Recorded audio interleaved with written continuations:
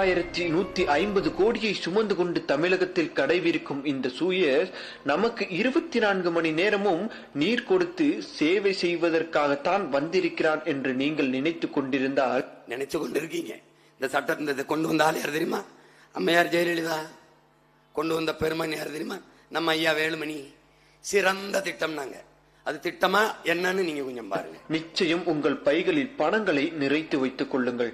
ஏனெனில் இனி நீங்கள் கழிவறைக்கு சென்று கழுவும் நீருக்கும் காசு கொடுக்க வேண்டும். ஆம், அதுதான் சூயஸின் அஜெண்டாவே. உங்கள் வீடுகளில் இருக்கும் கிணறுகளையும் ஆழ்குழாய் துளைகளையும் மூட சொல்லுவான். நான் தான் தண்ணி கொடுக்குறேன், நீ எதுக்கு கிணறு வச்சிருக்க? எங்க கொச்ச பம்பால என்ன நடந்ததோ, விவசாயத்துக்கு நான் தான் தண்ணி கொடுப்பேன், குடிக்க நான் தான் தண்ணி கொடுப்பேன், குளிக்க நான் தான் தண்ணி கொடுப்பேன். நான் சொல்றது நடக்கும், இப்பவே நடந்துகிட்டு இருக்கு. கட்டமாக மூடச் சொல்லும் அந்த நிறுவனம். ஏன் என்று கேட்டால், அதான் நான் 24 மணி நேரமும் நீர் கொடுக்கிறேனே, பிறகு எதற்கு உனக்கு என்று கூறும். அதோடு நிறுத்திக் கொள்ளாது.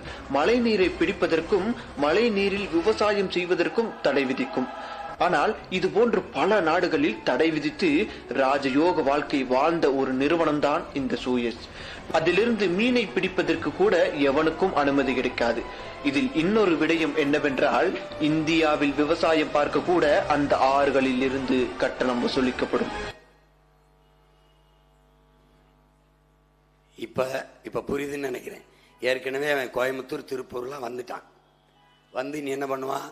அவன் தான் தண்ணீர் கொடுக்கிறேன்பா.